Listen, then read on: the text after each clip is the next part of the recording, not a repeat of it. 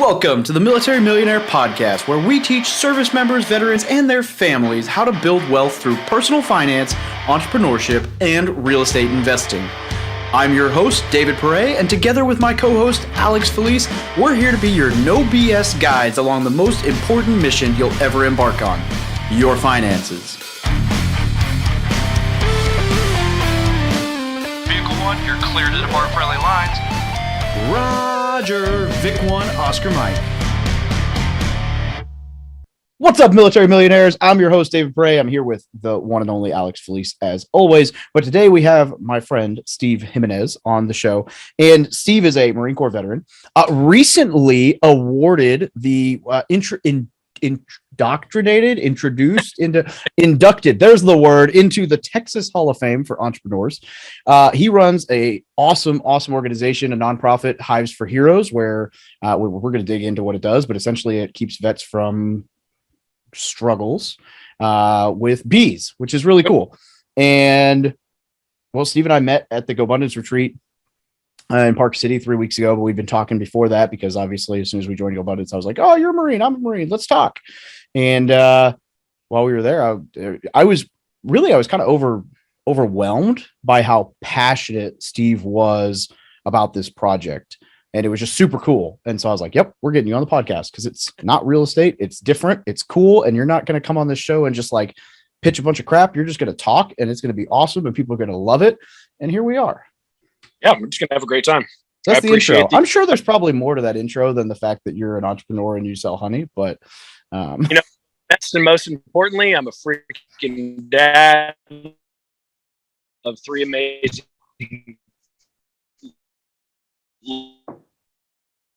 ladies that are just kind of. Oh, your service just got. Dude, you're walking away from the Wi-Fi. Yeah, your service just went wacky. I was going to the bees.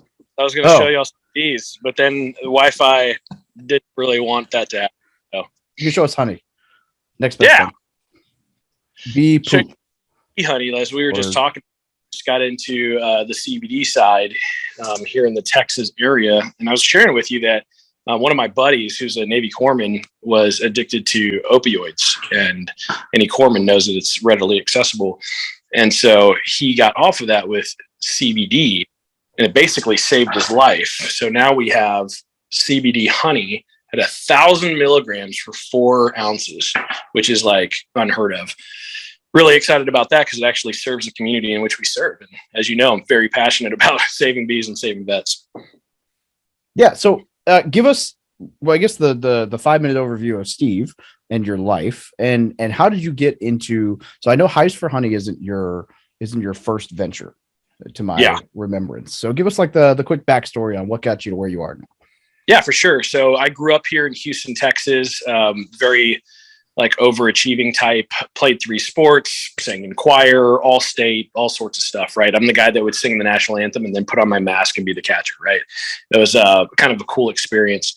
Went to Texas A&M, graduated from there in 2006. So definitely a proud Aggie here in, College Station is kind of God's country to us, right? And then went to the Marine Corps. So had a good experience in the Marine Corps overall, deployed OEF, of course, came back. And my transition was not great. So very, very high achiever professionally. Worked with Eaton Halliburton, did some amazing projects, met amazing people, and kind of elevated my level of professionalism. But my personal life was terrible. So coming back was, the loss of purpose, the distance in my relationship and my marriage ended up transitioning into really a lot of drinking. A lot of anger, a lot of not really talking to anybody or being vulnerable. And it ended up in a divorce, right? So ended up getting divorced and left Halliburton, started a consulting company that we did very well. And then started investing in single family homes and real estate here in the Houston area. And then again, hit another point because I wasn't really working on myself and hit a point where we closed down the company. Diluted everything and hit another really, really hard spot until one of my friends invited me to mess with some bees, and it literally changed my life. He invited you to do what? To go mess with some bees? Yeah, I had Poke a stick at them, and then you run away. It's Yeah. great. Like, hey, you should probably like come out to this event. And I was like, bees? Like, why would I ever like go play with bees? Like, that's just ridiculous. And anyway, she invited me, and I opened up these amazing creatures, you know, and just had the time of my life, to be honest. And what really occurred was the adrenaline that I had been seeking from, you know, being deployed, or, you know, I'm sure people can relate, whether it's combat or high training. There's like this anxiety, but adrenaline that you're always kind of looking for when you get back. And I did it specifically in like motorcycles, right? I would drive motorcycles really fast, really dangerous, really stupid. And when she had invited me to this, you know, you get your gear. You're learning from somebody that knows what they're doing. So it's like a mentor mentee type environment. And then you're like seeing success. So I equate it to like trusting yourself, your gear, and your buddies in a high anxiety, high adrenaline activity, following an amazing process that was already predefined, and then buttoning that up for success and feeling that confidence again. And that's what changed my life. Yeah. What about the nature aspect? So a lot of the things that you said earlier, like really resonate with people right now. You know, they have maybe high entrepreneurial lives. They have high competency in life, but they have poor, you know, meaning. Mm-hmm. And then their relationships fall to crap. And then they compensate with drugs and alcohol. And a lot of that seems to be a lack of engaging with nature. That's a great observation. One, I think it was kind of a question and observation, and I think it's brilliant, right? So getting out into nature is getting out of yourself. You're seeing the beauty that is whatever your beliefs are, whether it's higher power, God, whatever that looks like to you, Mother Nature. But it's bigger than yourself. So you're able to literally get out of yourself, be active, and get off of the couch, you know, drinking a handle a day of vodka, right? It's super, super important. And as you start doing that, you start questioning, or at least I started questioning, why do these little things work so well? Like, how do these little creatures have such an amazing impact on myself, you know, physiologically? How do they have such an impact on the environment? How do they actually work? And I started questioning these things, and it actually turned into how the organization has grown so quickly, because we grow like bees. And, you know, in 2 years, we've grown to about 2,200 in the United States and 250 in Australia. 2,200 what? Steve, 200 what?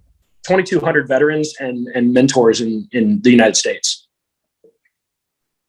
So we also have 250 veterans and first responders in Australia, and it just continues to grow. I was telling David earlier that we closed 9 refineries, Guggenheimer, the city of LaPorte, and the city of Deer Park yesterday for contracts to do removals and rescues of bees in those local areas. Now that ends up turning into jobs for veterans. Like it's the things that we do are kind of weird. Weird in the sense of they traditionally are not done. And we've just continued to kind of lean in to what nature does for the veteran, and then how that veteran can become more self-sufficient, more empowered, more confident through beekeeping. Yeah. So I love all that. The other thing you mentioned was needing the adrenaline. This is a known necessity for young males, some older males too. Literally, countries go to war to get rid of the stir crazy that they have within the populace. Peace can be violent after a while. It's not good for humanity. So it's really interesting how you've been able to combine all these things and use it in a very productive way. I love that. Is it? It's a 506c. It's a charitable organization. Yeah, 501c3. 501c. We do partnerships with pretty much anybody, whether it's a corporation like Cisco Systems, Microsoft, Technip FMC is one of our major. Just really turns into family when you're partnering for the right reasons and you're doing things in a really good way. Like, the return on investment is life. And it's fantastic because like the ERGs in the organizations in which we go to, which is an employee resource group, they typically have veteran employee resource groups. It's about 90% of the Fortune 500 companies have ERGs, one of which can be a veteran group. And so we go in and we'll provide not only apiary management, but we'll put bees on their corporate properties. It's fantastic. And then start doing events for them, like honey bottling event or box building events or education pieces. And it really brings the companies closer together. They have activities that are super cool, that are a little bit unique. And we can span the entire United States. So you're dealing with the same organization and the same culture and not just dealing with, one-offs. Rescues and removals also. And the craziest thing about, and y'all love this about real estate, is that it becomes a tax write-off, right? So now you're over here either getting agriculture exemption for properties, or you're literally just writing it off on taxes as your charitable donation while still serving your community and allowing the bees to serve and pollinate and grow in those local areas, bettering your community every day. It's amazing. Well, and you're providing jobs to veterans. Exactly. And like the mental health aspect, right? Because it gives them something to deal with every day. It's not just jobs to veterans. It looks like it, but what it really is purpose to veterans, relationships in their areas that are healthy relationships, a low stress job, right? That you're out in nature. Alex, as you were talking about, you're out in nature, you're providing a service to others, which means you're giving back to your community. And so our goal is to have 100 veterans hired by the end of the year. And these are stretch goals, right? What is that big, hairy, audacious goal, right? So, we want to be in that area where 100 veterans, 2 per state, is like full-time doing this and loving their life. They're becoming healthier, brothers and sisters and fathers and mothers, because they're doing something that is low stress, provides an actual value into the community, and they're getting compensated for it. Dude, this is this hits on so many of the things that I've been not to make it about me, but I've been talking about so many of these things recently where I find entrepreneurship to be so pigeonholed into, money as success, and they leave out purpose and meaning, and they leave out all these, like, they don't address a lot of cultural deficiencies that we have. Ones that you're touching on a lot of them. So I don't know, it's making me really want to join Go Abundance. This was actually, we're not even recording. This is just a pitch. This is an intervention. No, so on the 6 pillars is great. And prior to that, this is why I felt in alignment with it, because prior to that, we did 5 pillars. We didn't call them pillars. We called them just 5 areas, but it was spiritual, emotional, mental, physical, and physical. If I didn't say physical, sorry. Physical, spiritual, financial, and mental. So those were the 5 areas in which we focused. And I would have veterans live with me in my home, actually in the garage apartment, and they were either jobless or homeless, and we would get them back on their feet. But we would focus in those 5 areas because you have to be balanced, right? You can make all the money in the world, but be a miserable human being, right? Just complete garbage. And we don't want that from productive members of society. And those were the things that I struggled with, which is why we can go and attack them in a healthy way and make things better in a continuous level. When you've experienced as much like crap or trauma or whatever, like I think it was General Mattis that said, you should be a better father, a better husband, a better human being from the traumatic experiences in which you've had. And that's contrary to cultural belief. It's usually, oh my gosh, you've gone through a lot. Yes, you can act that way. And it should be the opposite. And we hold each other accountable in being healthy, productive human beings and good brothers and sisters to each other. Yeah, well, we coddle each other in this country. Yeah. Everybody carries around a diagnosis like it's an excuse rather than, like you said, something to be able to use to help somebody else. I've never heard that before. Diagnosis as an excuse. I like that. I'll probably, you should trademark that. No, I'm not going to do all the paperwork. Just pay me.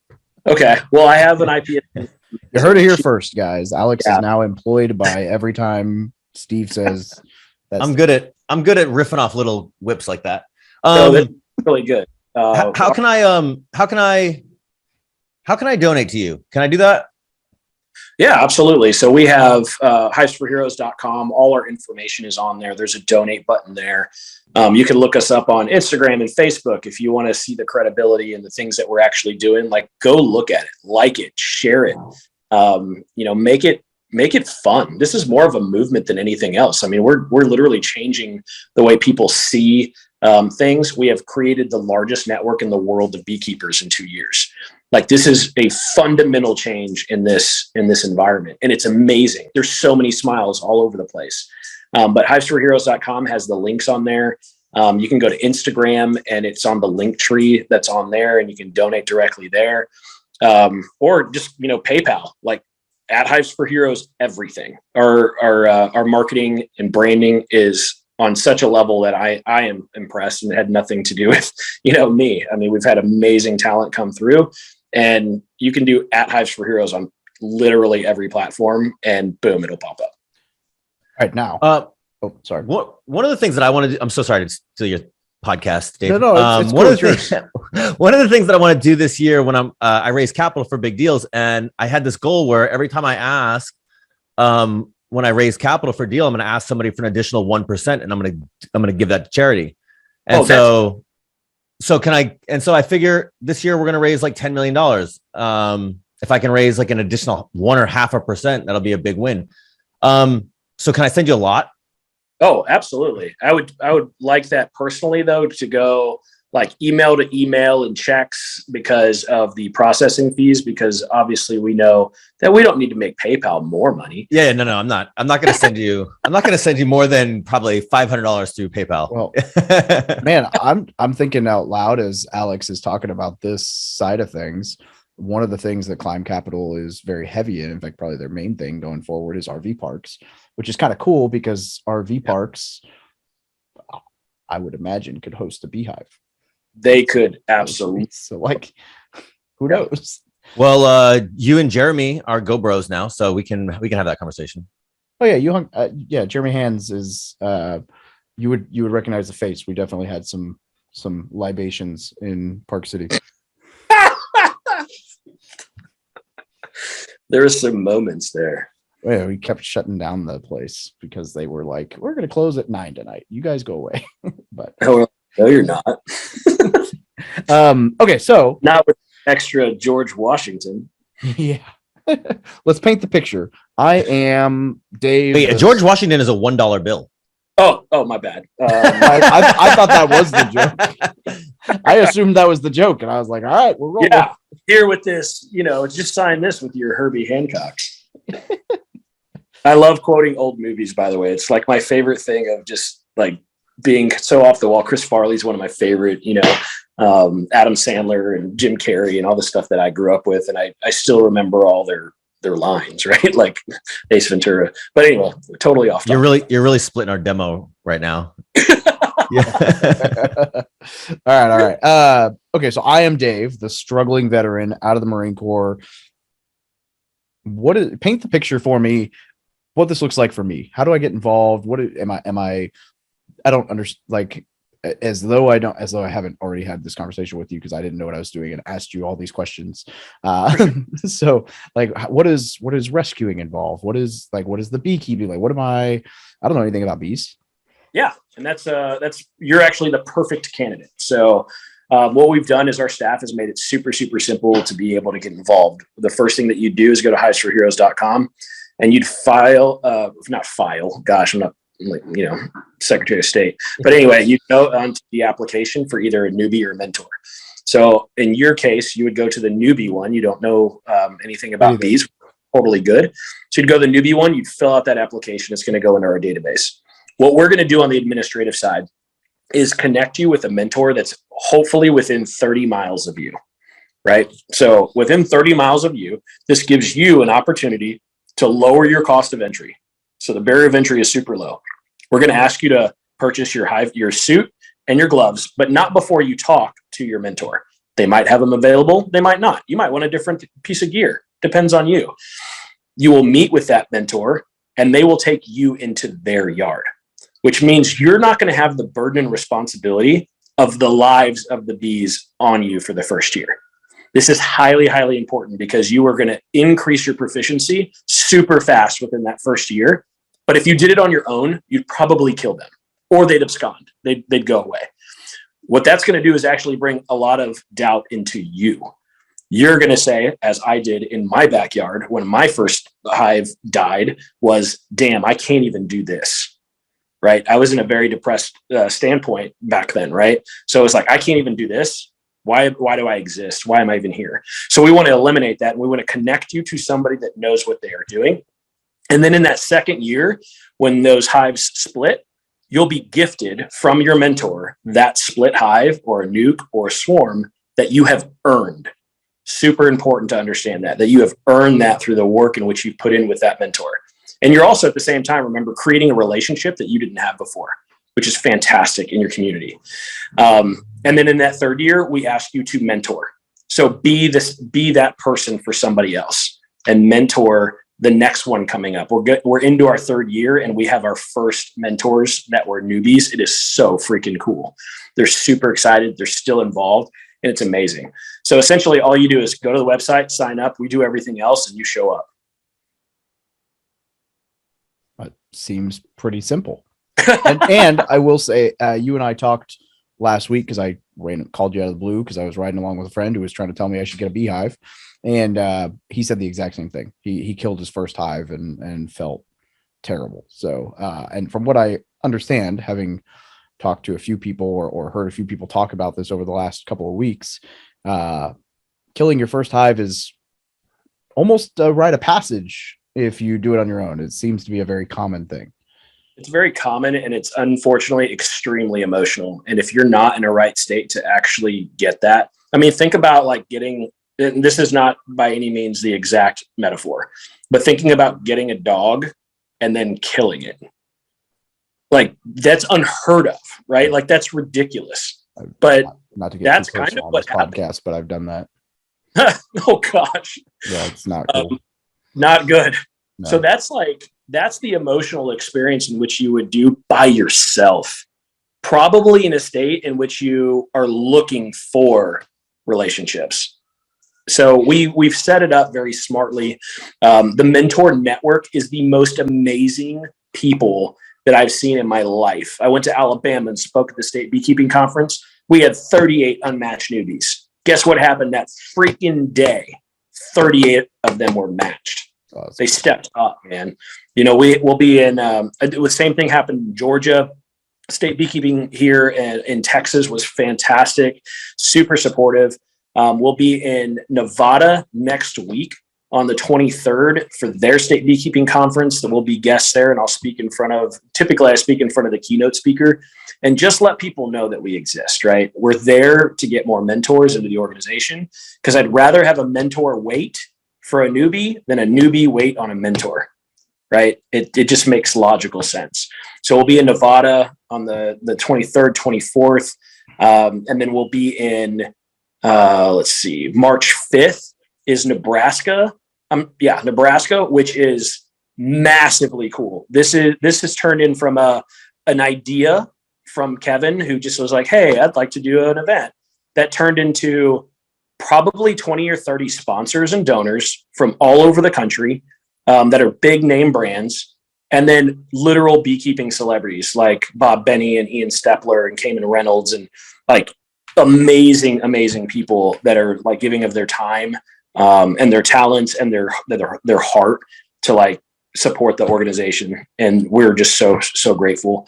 And then May 21st, we'll be in San Diego for the first World Bee Day in the United States, which I can't be more happy and thrilled to be there.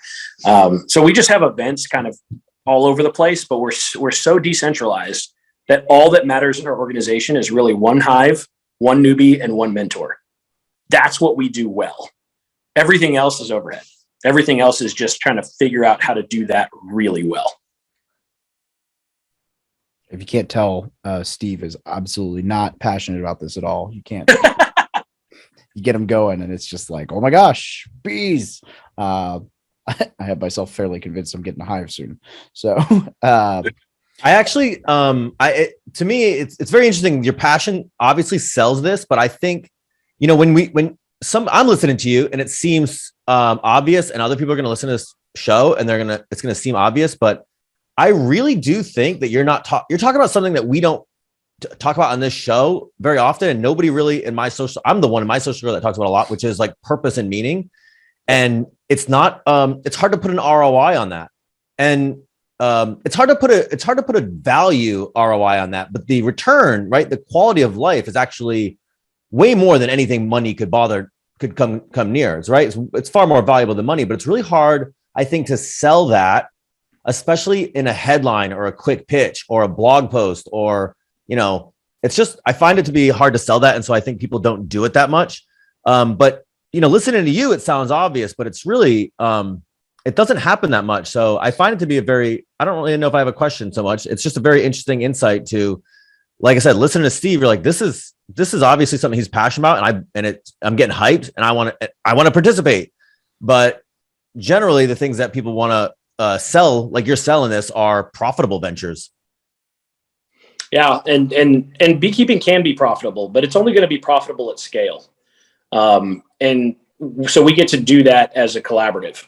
So we're basically a massive collaborative that gets to support each other, right? So think about a world where somebody that has everything, knowledge, resources, experience, expertise, freely gives that to somebody that has nothing in that area. They become friends. And quite often, from what we've seen, this isn't data driven, this is just my heart and what I see with my eyes, is that they become business partners. They support each other without conflict, and they end up maybe starting another company, or they do our memorial hive lots where it is a community shared lot and they start doing things together. One of our newbies last year went from 0 hives to being mentored by one individual, to then mentoring 2 others, to then one of the other ones mentoring 3, while he was doing removals and rescues, serving the community, and started his own hive, or his own honey company, and has 64 hives all in a year. And by the way, honey is a fairly profitable venture. Like those hives, like 64 hives, like there's some pretty solid passive income that can come from that. I mean, it's not entirely passive, but I mean, it's not like you're the one flying the bees around. And it's cool because it's hyper local, right? Like you get to be in your community, serving your community. That is so cool. See, we take the administrative burden. We're not trying to get into your business. We're trying to encourage you to be self-sufficient, right? We want you to be outdoors. We want you to have a better relationship with your spouse. We want you to have a better relationship with your kids, to be active, we say, get out of the bar and into the bee yard, right? That to us is what's important. So when you talk about measuring ROI, our ROI is connections. Who's connected to each other?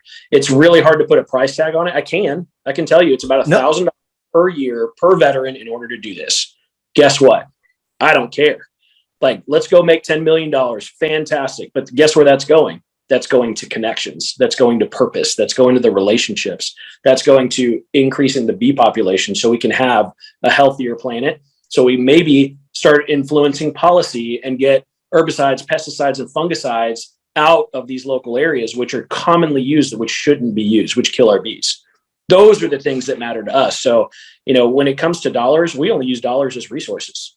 If you have a truck and you want to give us a truck, we don't need the dollars to buy a truck. Awesome. You see what I'm saying?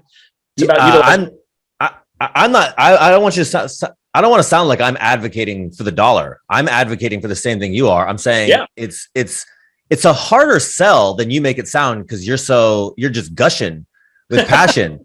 And so like for you, it sounds easy, and people listening, it might sound easy, but it's not very common, which means I know it's not that easy because a lot of people agree with you. And, and I agree with you where it's like, there's a lot more value in the life beyond money, a lot more, most of it. Yeah. The overwhelming majority of it comes from, like you said, connections, nature, meaning, purpose.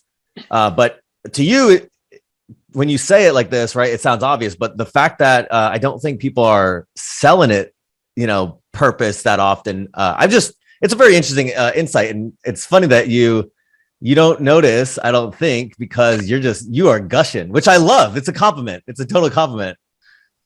Well, definitely didn't mean to like think that you were talking only about the dollar. I just wanted to make sure that we are kind of on the same page. Like, I love involved in nature. I love that is a thing. I love that David's like, shoot, I should get a hive. Hell yeah, you should. Right? Like, these are things that should be normalized. And I think that's kind of where you're going with this. This should be a normal conversation. Having bees on a rooftop in downtown Houston should be normal. Like, why is it not?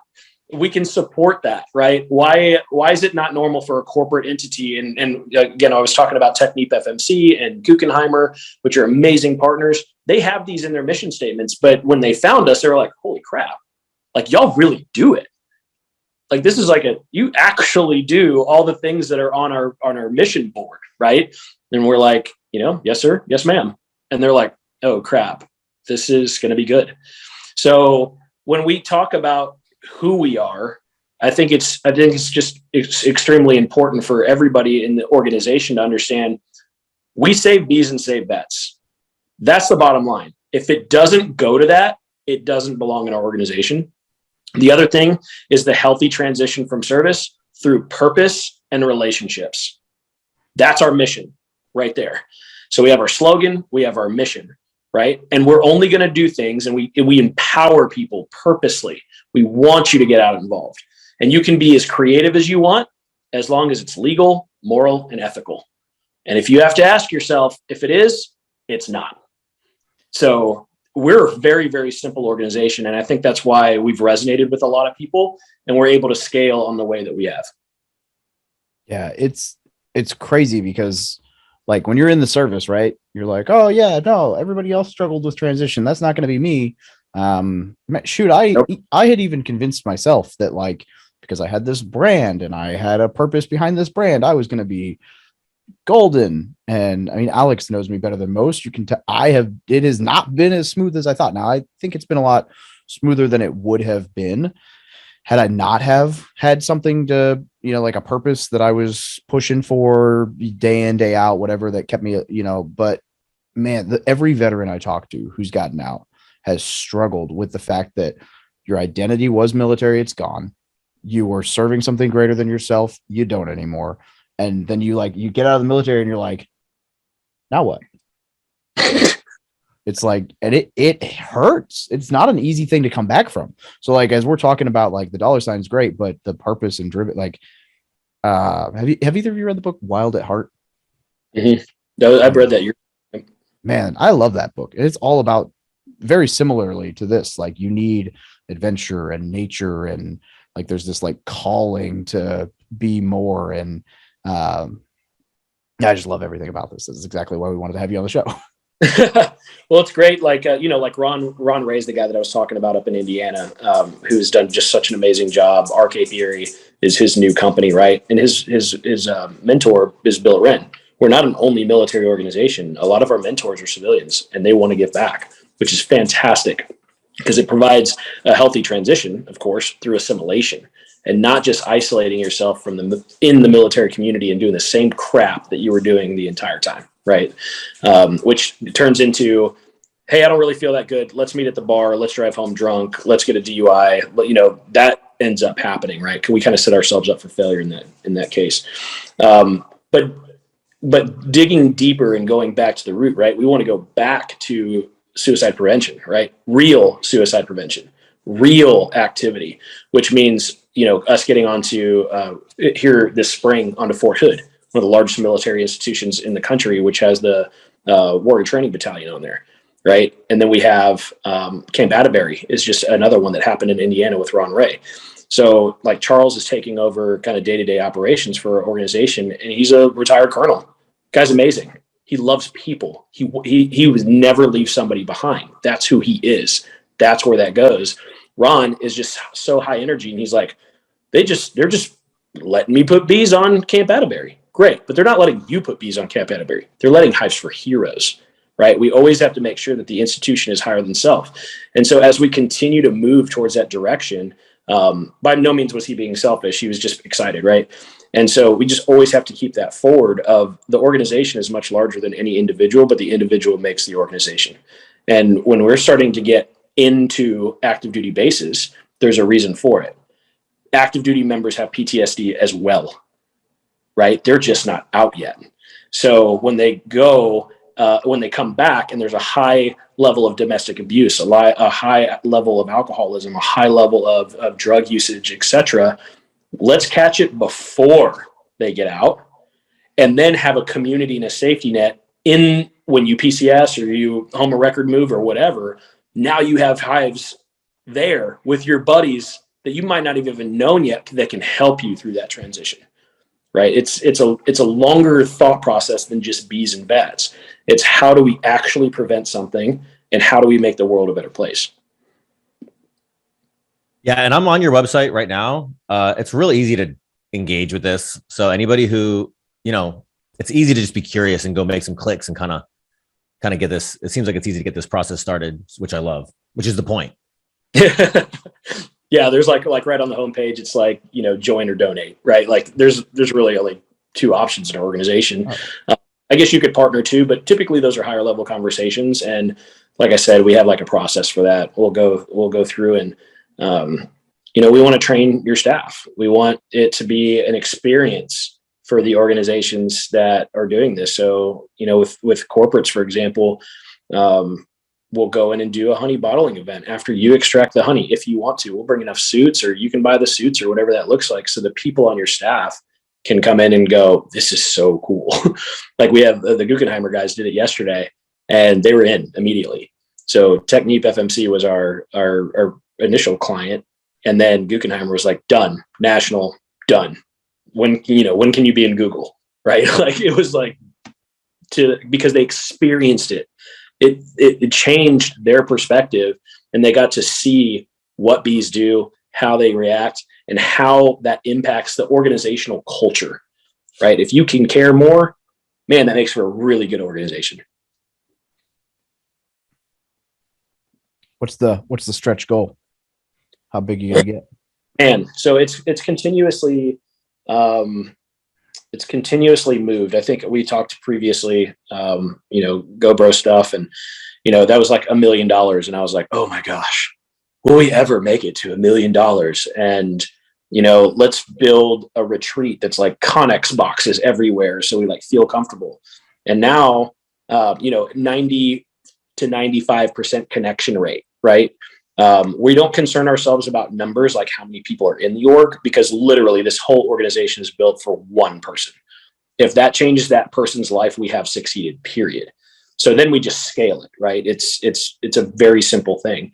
So we don't concern ourselves with numbers of people in the organization. And kind of a storefront. That was kind of their things.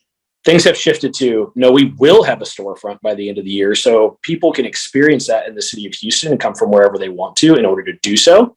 They can do honey tasting. They can cut their own comb. They can, buy products and merchandise from there and experience that with their families. We had a high net worth individual come in and did it with it was him and his two daughters. And he's like, I can't even pay for this. This is the best thing in the world, right? Like, you have been able to give us something that we could not get for ourselves. The guy's a very high net worth individual. He can buy anything he wants. It was the experience that mattered. Next thing is like a $10 million so that we can start funding. I mean, by the time you get to the payments in which we want to do for 100 veterans, you're already talking about 7 million or so. So 10 million is really not that much money. And then a national retreat where people can come from all over the country, learn beekeeping in a safe, comfortable environment. That's really, really high end. I want veterans to walk into there and say, wow, this is for me. That's the experience. That's the feeling that we want, instead of freaking doing everything we did in the Marine Corps, which was all, let's do the best with what we got. Like, I'm over that. And then, that's still that 95% connection rate. That's the most important thing we do. Everything in this organization is about connecting, matching people. That's literally our only function. We just do other ancillary things to fund it. Yeah. And for the record, while we're talking about this, just so people don't get the wrong idea, like, we're talking millions of dollars Steve doesn't make any money from this. Like Steve is not taking a paycheck from this. This is a charitable organization. So this is not like Steve is making $10 million. This is like the company is generating this revenue to reinvest into helping service members and vets. That I couldn't have said it better myself. Thank you for clarifying that, because that's 100% accurate. Yeah. I got goosebumps, bro. This is hyping me up. I told you, Steve is the shit. Yeah, you picked. Yeah, this is the best guest you've ever had, that you've ever picked. I agree, because I had you on, and yeah, I'm a low bar. No, man. I mean, I think it was the first night in Park City. Steve and I were just sitting on a bar stool over a beer talking, and this man was so high. There was like a freaking crowd of people around talking about bees, and I was like, I don't know anything about bees, but this is amazing. It was like a 3-hour conversation. It's like, holy crap! Because he's just gushing, I guess is the word, but radiates just passion about, and it's about something that it's cool, because like you said, you've got a mentor and a mentee, and they're going to work together and they're going to better the community. And like, at no point in this organization, you don't go, man, I'm going to buy a beehive to make a whole bunch of money. It's all about service. So everybody is super willing to help and be open to each other, and you're helping the community. And, I mean, it's just cool. And bees, the more I learn about bees, they're pretty cool too. So I got two kind of off the wall questions. One, where's my damn honey? You sent David some honey. I didn't get any honey. So no honey. I didn't get any honey yet. Okay, well, I'll make sure you get my address too. Yeah. This is about me. You were talking about, obviously, I'm like, yeah, I totally should have done that. These are things like, as a young organization, the foundations are still like, okay, how do we standardize that? I mean, y'all know systems and processes, right? This is how you scale organizations. And so being 2 years old, it's been, a handful of people, and we purposely want others to not have to do a lot, right? We just want you to be a beekeeper and enjoy it. Have fun with a new friend. Like, at the end of the day, that's what we do. So on the admin side, we're like, okay, how do we make that into a process? Which this now becomes another process, right? It's like, hey, when you're invited onto a podcast, send these people honey. Yeah, I could have been eating it. Yeah, on the show. The second question I have is probably really closely tied to this whole, to your whole organization, is when you guys were in Park City, it sounds like all the veterans sort of gravitated towards each other. And that's what happened when we were in New Orleans for Bigger Pockets. It was, everybody hanging out. And then by the end of the night, it was the 5 veterans closing down the bar. I can give you a lot of reasons that I think that. Why do you think that happens? David, you want to take it? You want me to do it? All you first, and then I'll just disagree. And so I would say shared hardships is my first thing. Community happens in pain oftentimes. If you ever see traumas or hurricanes or things of that nature, like Houston came together so amazingly after Harvey. And I just think, like, when you share something like that you are reliant in a lot of cases on other people. There's the joke that goes around with, like, guys are sitting in a bar, you have Air Force, Navy, everybody's talking crap about each other. A civilian walks up and says the same thing. You're like, you don't say that to my brother. It just is, like, when you experience those types of things, even if it's just training, by the way, you don't have to deploy, or you don't have to be a special forces. You don't have to, like, be an operator and, like, kill Osama bin Laden, right? Like, you sign the dotted line, and that's enough. Right. You were willing to put your life on the line to leave your family, to leave your home in order to serve something bigger than yourself, and trust the guy or girl to the left and right of you. That's a big fucking deal. So at the end of the day, I think, when you experience things like that, it just happens. I want to know where you've been. I want to know what you've done. I want to see what we have additionally in common. Like, we're both Marines, but we've had very different military experiences, and that's okay. Because we all know what it's like to go through it. You earned it, right? And with any other branch, we're always going to joke, right? Army, I'll say something like, "Oh, you straight leg? That's pretty cool." Freaking, fodder, or whatever. It's fun. And hey, I'm offended by that remark. But it's so much fun, right? Like you used to call the Navy taxi drivers. Now they're Uber drivers. They're the best global Uber in the, it's pretty cool, but they're all at the end of the day, our brothers and sisters. Yeah. I think that's so the closest, when I think back through 13 years of active duty, the closest I've ever been with a platoon was the platoon that depending on who you talk to, right? The real answer is it's the platoon that I got hazed the most in. It is the platoon where we suffered the most hardship, the most intense training, and went through the most crap together. That still to this day, and that was year 2 in the Marine Corps, is the closest I've ever been with a group of people while in the military. And I longed for that the rest of the time I was in, and it was still awesome. But I think the shared hardship, like the experience of having been through boot camp or a deployment or just freaking eating MREs for 40 days, like pooping in a bag. I think some of that, I like that. It's it's the same reason that a football team is close, because they got the crap beat out of each other together for a couple months. Yeah, absolutely. That's a great question, though. Yeah, well, I think about it. Every time we go to these conferences, it happens every time. And your answer is probably the same as my answer: shared trauma and shared values.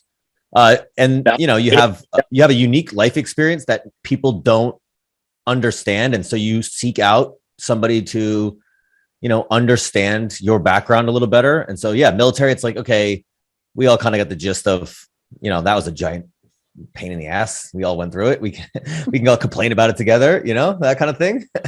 Yeah, I think the other thing too is you can be yourself. Like I never know if something I'm gonna say is gonna be taken the right way, the wrong way, or whatever, when I'm around a group of people who weren't in the military. But if I'm in the military, it's like, even if I say the most off the wall thing or messed up thing or whatever, people are going to laugh, but nobody's going to be bothered enough to not talk to you again. I don't know. It's I can literally just say, do, and be whatever. And it's not necessarily a judgment-free zone, but it's a whole lot more judgment-free than when I'm roaming around in Missouri. Military definitely has thicker skin, but I will say this for those that don't know David as well as I do, because we've been friends for a long time now, a lot of conferences, a lot of hanging out in person. He says some stuff that makes me cringe. So he's definitely got to hang out with the army folk, the military folk. It is what it is. I'm not safe for public consumption. Yeah. America and freedom and shit. That's why I built a brand where I can say the fuck word on podcasts and be like, cheers. Not for break glass only in case of emergency. Man. Yeah, I'm really excited about what y'all do and the viewership that y'all have grown and all the information that goes out. And it gives people the opportunity to see different perspectives and then create their own identity. And I think that's super powerful. We do that at Hives for Heroes, where I don't care who your mentor is, you're going to learn from so many other people as well. We have a Facebook group page that we support each other, similar to y'all, right? Facebook group page. And you're like, hey, I have a question. Hey, here's some unsolicited advice, although it's solicited. But it's like, hey, we're here to support each other. We're here to, become better people.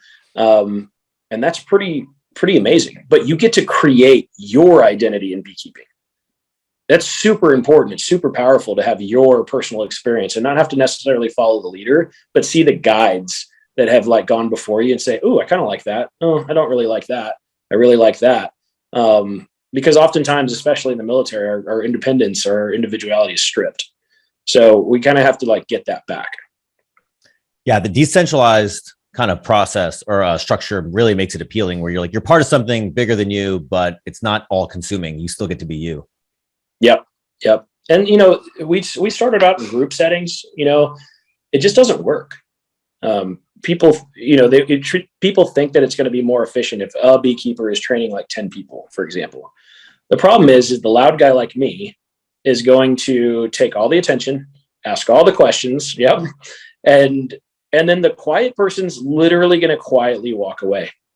And it's of no fault of their own. It's no fault of mine. It's who we are. But the attention isn't there. And that's what you were seeking. And that's how it could fail. So what we do very well, again, is keep to that one, like peer-to-peer mentor, like advisory type role, but friend, right? They don't know it. The mentors don't know everything. They're not like, have a crown on their head and like walk around and say, I am the end all be all. It's like, hey, come check out what I do. If you like it, cool. If you don't, that's cool too. But we're going to do this together this year.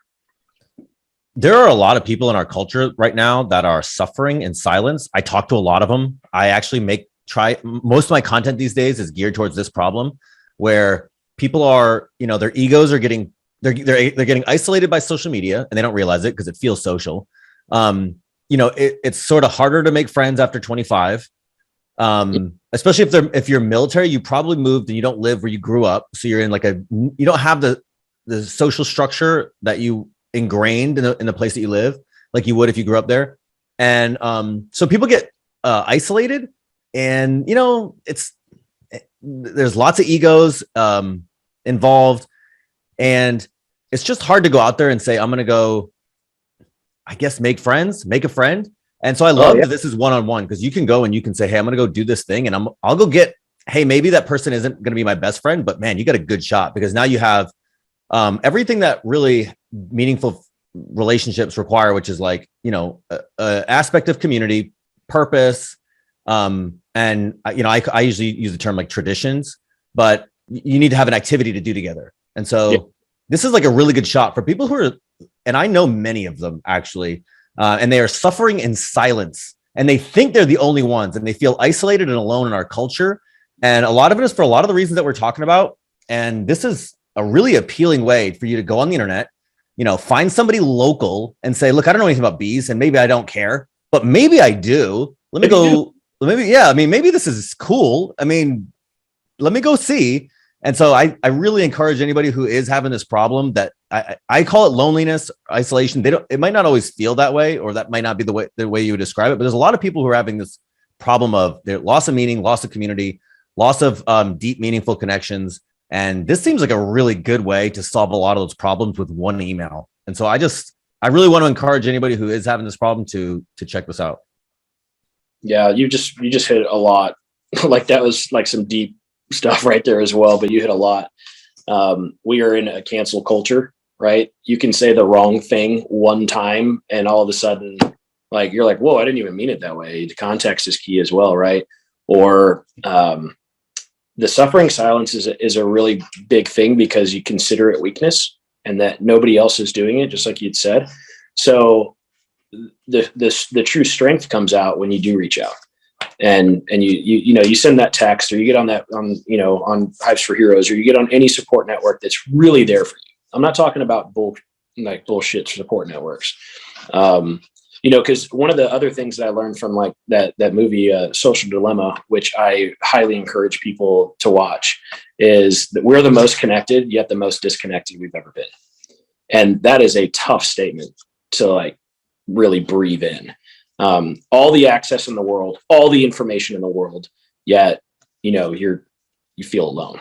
So like you said, another human contact, a way to truly connect with not only somebody else, which is fine, but really connect with yourself and connect with nature is hugely important.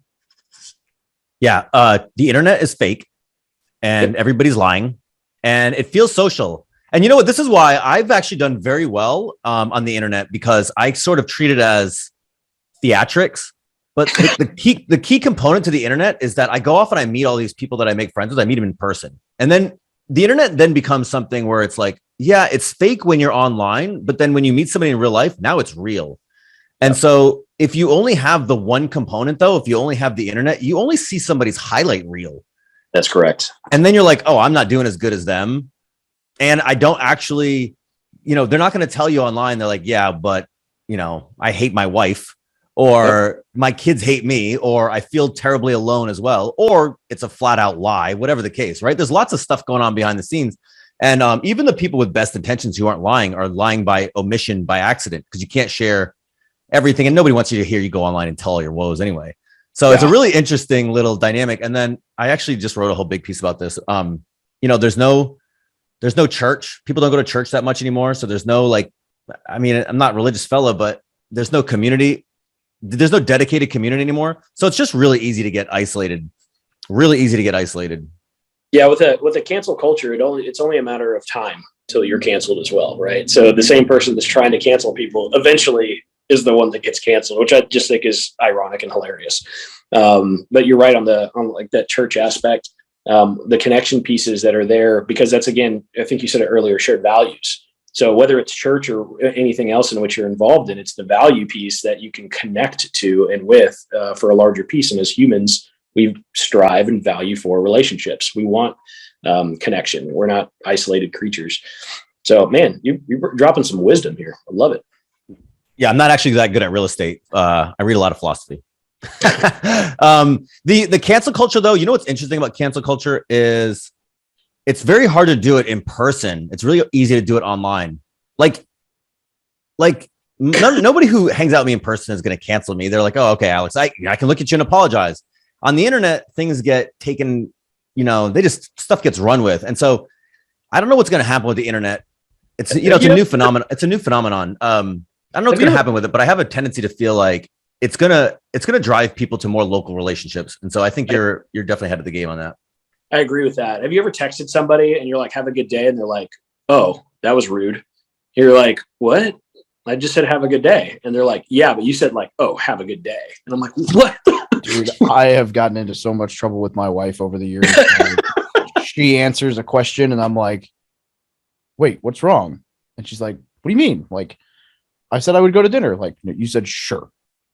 Like, and it's like, yeah, that means I'll go to dinner. I'm like, oh, well, that's not, it's like, yeah. Oh my gosh.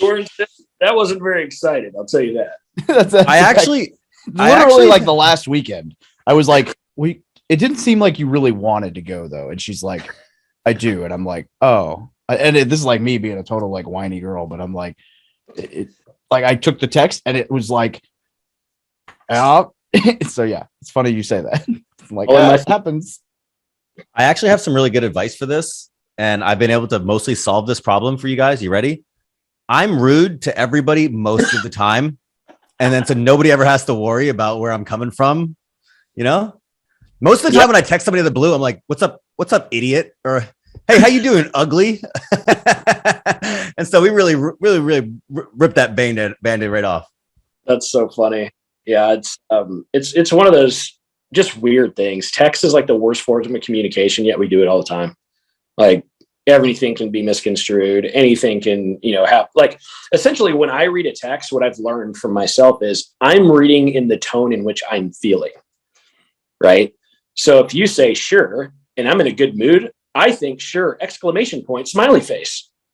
But if I'm not in a great place, I'm thinking sure, like ... little emoji that does like the hands up and a middle finger. Like it kind of really depends on the emotion in which like I'm experiencing, which is actually called projection.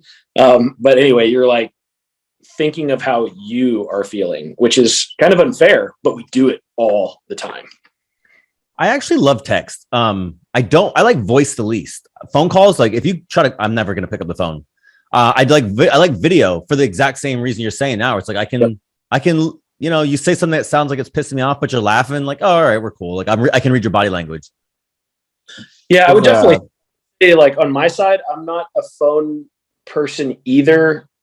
I'm in person, like boom, like number one, top notch, no matter what. Right.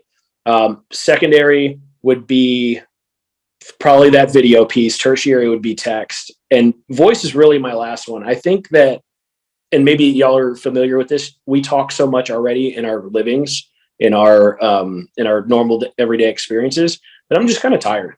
And that doesn't have anything to do with the person on the other end of the phone. I just, that's the only kind of me time that I would have. And now it's kind of getting taken up, and I'd rather just shoot a quick text and say, no, I'm feeling great. Don't worry about it. I've been doing a lot of, and I'm sorry, I've been leaving myself muted for the last while. I've got the worst hiccups in the world, so hopefully they leave me alone for a minute. I do a lot more like voice message. So instead of like if I'm trying to convey something that is like hey, here's some feedback or something meaningful, I will do like a voice, like an audio text, so that it doesn't get misconstrued, which is kind of a weird one though, because it's like, well, it's super efficient for me to do that. If someone sends me an audio back, I'm like, ugh, I'll listen to that. I'll listen to that when I'm doing nothing. It's like, it's so much easier to read. So it's weird. Like I only do it if it's like, man, this might get misconstrued. Let me say it. I also use a lot of GIFs. I could have full conversations in GIFs and memes. I hate Fucking that millennials. so much. Wow. Damn millennials. Yeah, I'm like, man, here's another Chris Farley coming out. Like, yeah. I find this all fascinating, just the way that people communicate differently. And then also you had mentioned, burnout with conversation. I think, I'm a hyper off the charts extrovert. I get energy from people. And if I probably spent 22 hours in a day with people and I had 2 hours of downtime, I could do that long. I could sustain that. Like I could be around people for the vast majority of my time. And I understand that that's not everybody. And so that's also the risk you run when you communicate with this like 24-hour a day communication window. You're going to hit somebody and they're like, I don't want people right now. Yeah. And me, I'm like 6 a.m. I'm texting you, and in 1 a.m. I'm texting you. Well, there's like some really cool assessments. Like DISC is a really cool one that if you know DISC, you can read others very quickly. It's different than, like a Myers-Briggs. It's pretty complicated. It's super quick. You take like the top two that you're kind of feeling and you're like, okay, cool. And if I know it well, I can now treat you better, right? I can honor you as a person by understanding a little bit more about you at a quick level. The other thing that I really like, so that's a DISC piece. The other thing that I really like is the 5 love languages. And that's really, really cool for like spouses and people that are close and intimate. It can still be used for friendships, but it's really cool to understand what their love language is. Like I am quality time and physical touch.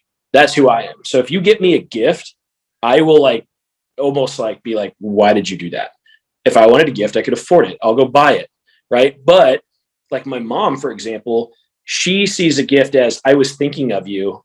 And this is, at that time, and this is what I thought. And here's this, or like acts of service. She loves cooking. That's how she shows her love. But if we're not, talking about that, then I'm like, oh God, I got all this crap. And she's like, he doesn't even care. Right. And that's a mother-son relationship. But it's the same thing with, like a spouse, right?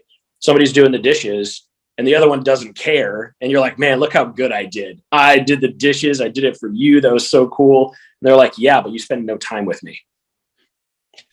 My girlfriend's love language is she likes receiving gifts, and I'm awful at it because I'm like, I don't care about gifts. Oh, and like compliments. What is it? Words of affirmation. That's one of mine. Oh my God. Yeah. Give me a compliment. I'm like, stop wasting your breath. I don't want to hear it. Stop sucking up. I don't want to hear that. But so with Kate, all I got to do is I give her, you know what? Like I just bought this little mini camera. And so I'll give her pictures of us. Oh, nice. Yeah. Right. And dude, she melts. That's great. I'm like, but if I didn't know that, right, I'm like, okay, it's not my strong suit, but I can lean into it. So I love that you said that. Yeah, it's really not what the gift is. It's the intent behind the gift. And that's where some of these get a little misconstrued. By the way, David, you are beautiful. Favorite guy ever. So we know Steve's a liar now. Like, it doesn't matter. It's better than saying sure. It's like physical touch, right? People think it's just sex. That has nothing to do with it. On the way it's described, it's like, you can touch somebody on the shoulder and what they're actually thinking is, wow, they see me, right? I am seen. That is powerful. Like the gift, like you said, that doesn't cost anything. You're not going and buying, like I'm adopted. My birth mother's garbage. And so she got me like a toolbox to like make up for the 26 years she wasn't around. Like, screw you. I can afford a toolbox and you can't make up for lost time. Again, quality time, physical touch, and you want to buy me something to make up for it. That's literally ridiculous. Yeah, but if you liked gifts, then it would have worked. Okay, I'm making a joke. Sorry. It may have. Is a really nice toolbox. But yeah, all those things have meaning, man. Those are super important to like not misconstrue. People get into therapy and they become therapists. And you're like, whoa, like calm down. Just because your therapist said that or you saw it on TikTok one time, like you are not a therapist. Like calm down. So I don't know DISC that well. I know the Myers-Briggs pretty well, and I messed with my friend Shelby. I call it pseudoscience. It is kind of pseudoscience, but it is useful. Social science. Yeah, the other one I like is Big Five. Have you looked into that one much? I don't know Big Five. I'll look at that one. Yeah, because it's really social science and behavior, right? So when you look at behavioral trends, like I've hired a lot of people, right? I'm sure y'all have as well, and probably a lot of the people on these calls. But we hire behavior based. I really don't care what your past is. I don't care like what super special skill you have, because I know that if you're a good person and you can walk into an area with energy and an open mind, we can train you anything. You can't train somebody to be a good person, right? If you're not, you're just screwed. But I can train you anything if you're willing. And you know, at Halliburton, I used to say, just show up on time and give a shit. We'll take care of everything else. This was the Ray Dalio's first book, Principles, was that idea where it's like just create an organization where you put people into the job that it requires that personality type for. And so it's like, if you got a big picture person, don't put them into a menial, details oriented job. Yeah. So I like all those things. Oh, so sorry. Go ahead. No, you're good. I just said I'm never going to be an accountant. Like it's not going to happen.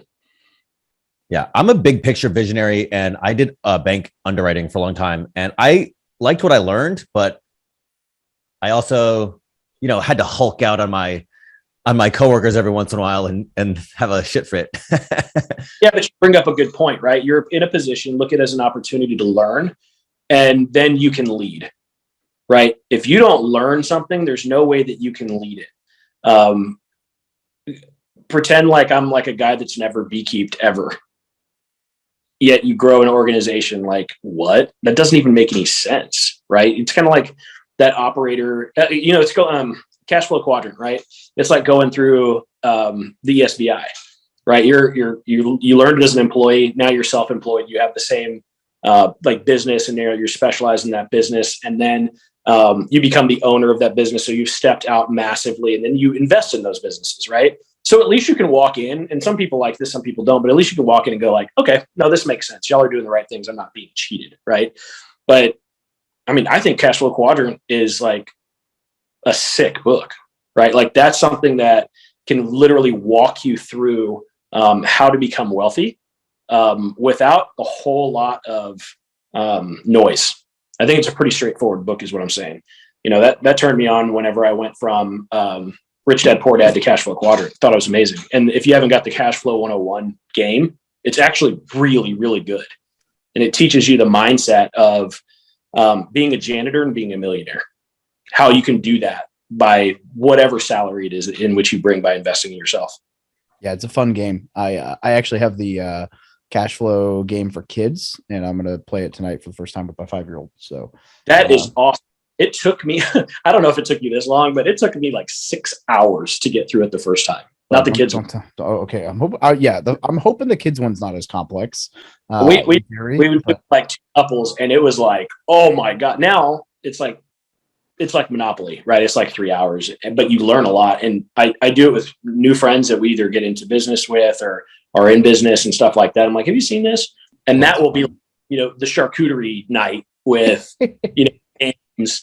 And they're like, oh man, I actually learned something, and we were productive with our time. Yeah. People definitely hate on Robert for writing a book to sell an expensive ass board game, but that board game is fun. Yeah. So I could care less. I'm willing to pay the $150, $200, whatever it is, for this outrageously placed board game that is educational, but it's a good time.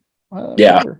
Books like that, like I have my whole books list. Another one is like The Richest Man in Babylon. Like if you haven't read that, like that is a really, really good book to understand like what's important, right? You basically, at the end of the day, it's like 10% savings, pay yourself first, 20% to debt until you no longer have any debt. Then you're putting that to the savings. So now it becomes 30%, and never live over 70% of your expenses. Dude, You can't be 10 years ago, I was a broke idiot with no money, bad habits, and very little understanding of money. And I read that book, and it just one of those, like, books are like right time, right place. Yep. You know, it's a very simple book. And I remember thinking like, spend less than you earn. Who knew? That's so profound. It was one of the first 5 books I read, 5 or 10. And it was, yeah. Yeah, it's really foundational. It's really simple. It's designed to be written for, it's like, oh yeah, these people from 1800 years ago, if they can understand it, then you can understand it. And that was really a foundational one in its simplicity. Yeah. And it works. I love it. Because we obviously we're with veterans all the time. I'm like, read these few things. I mean, even when we were doing real estate and like guys and girls would want like advice, I just give them Rich Dad, Poor Dad. And if they read it, I'd talk to them. If they didn't, I wouldn't. Like, if you're not going to invest yourself, like, why am I going to invest in you? And that's not trying to be rude, but we only have so much time in the day. And like, you're not going to put effort in. I can't. It's not that I won't. I can't. I will help you all day, but I will not do it for you. Yep. Yeah. You can't care about somebody's success or future more than they care about it. And if those 2 books, you can clean those 2 books off in like a long afternoon. It's not like a big ask. You're asking for 6 hours, maybe 8 hours of learning. I ordered the hard copy of Richest Man in Babylon because, I'm like Alex, I'm trying to build out my ego library where the books that I really got something behind, I'm like, ooh, I need to buy the physical copy too, so that I can showcase I've read that. Which is a weird thing, but I think a library is kind of the one thing ego is okay in. Nonetheless, I order the physical copy. And it shows up, and I'm like, this is the flimsiest book in my shelf. It's like 30 pages. I was like, why is this thing so powerful? It doesn't even be I couldn't find it on the bookshelf right now if I was looking for it. Powerful. All right.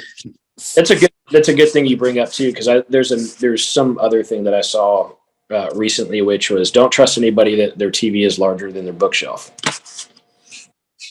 I could get behind that for sure. Books are a powerful thing. All right, Steve. I feel like we could talk all afternoon. However, I have another friend coming on the podcast here in about 10 minutes. I thought I was your only friend, so I'm now disappointed. Steve, we can be friends. I didn't. David's technically not my friend, so I'm open. Never mind. I'm good. I got Alex now. Thank you. Hey, look, Steve, if you want to do that to yourself, you go right ahead. I will not get in the way. Right now, I think that's what everybody's going for. Thank you so much for joining us on the show today. This has been a ton of fun. It's always a pleasure talking to you. I love the organization Hives for Heroes. I love what you guys are doing. I love that everyone I've talked to about bees recently has been all about it. I think you're really onto something. I think you're really onto something, and you're changing lives. And I hope that anyone listening to this doesn't discredit the level of passion. I mean, I spoke to you a number of times in Park City, and like just the amount of energy and passion that you have behind helping veterans with mental health and suicidal ideations and all these things it's powerful. So it's really cool. And I appreciate you coming on this show to share it with us and share it with the audience. So we mentioned Hives for Heroes is the best place to look if you want to be a mentor, or you want to join, or you want to donate. Is that also the best place to reach out to you, or is there somewhere else that we should point people? Yeah, absolutely. Our support email is always available and watch. So it's support@hivesforheroes.com. And yeah, dude, we're a family organization. Everything that we do is based around, obviously the bees and the vets, but that means that we have huge hearts. And when we're talking to people, families always welcome, actually encouraged to strengthen the family unit, which eventually strengthens the community.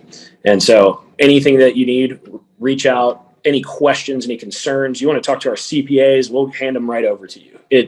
We are a very open organization, because we want to make sure that our integrity level is at a level as so high that you never question. And that is our goal on any kind of books or dollars or things like that. But at the end of the day, we're here to save bees and save vets. I love it. That's powerful, man. That's cool. Dude, this has been an unbelievable show. I'm so hyped up. It reminds me of like, both what you're saying and what you're doing. It's the importance of really curating a social group that fuels, the life you want to have. So yeah, I'm really motivated right now. Great point. I love that. Build the life in which you want. Yeah. Well, it starts with who you surround yourself with. You're going to become who you hang out with. Absolutely. Yeah. Hang out with very, very high. I always go to the integrity piece first, man. I never want to have to question if you're looking at me in the face and, lying to me like that. That's pretty much a non-starter. And then after that is like, what does your heart look like? Have you ever asked your friends like that? Like, dude, how's your heart today? It's a different question than how you doing today. You might get some responses that surprise you. My girlfriend wakes up every about 3 days a week out of the blue. I'll wake up, I'll be getting out of the shower, and she's like, "What do you think? 3 things you're thankful for today?" And you can't say anything you said in the last, month. It's a really interesting little exercise because she writes them down. And I have to do it. So it's a really interesting little. Yeah. This is great, dude. Man, it was great meeting you, Alex. Man, we hadn't talked before, so this was all kind of new, and I'm sure you're like, man, who's this guy going to be? And but like I said, at the end of the day, we're here to support. And if y'all need anything, reach out. We're going to gladly share this. I'm not that great at social media. We're going to get somebody that can do better than this. But this will be shared. This is fantastic. We're gonna run into each other one of these days because I have a very unique way of shoving my life into other people's lives. I have this theory. I'm like, you can basically be friends with anybody in the world, whether they want to or not, if you just stick around long enough. And so I'm a very much like, it's hard to get rid of me. So now we're friends. It's going to be really annoying for a little while. Then you get used to it. Then you'll like it. Stockholm syndrome. I actually, it's by design that you hadn't met Alex yet, because I'm always like, ooh, I should probably hide this guy until we're already recording. Then it's too late. It's too late. So that's our marketing strategy. Alex, I sucker him in and then you stick it to him. Well, this has been an absolute pleasure. I've had a great time. This was completely conversational and unplanned, which is perfect. And, you just kind of got to see y'all's hearts too. And it's pretty amazing to be affiliated with you guys and just, even just this conversation. So thank y'all for everything that you do for the military community and the families that are present and willing to invest in themselves. And it's definitely paying off. So thank you guys for everything that you do as well. Thank you for listening to another episode about my journey from military to millionaire. If you liked it, be sure to visit FromMilitaryToMillionaire.com/podcast to subscribe to future podcasts. While you're there, we'd love for you to rate the show, give us a review on iTunes. Now get out there and take action.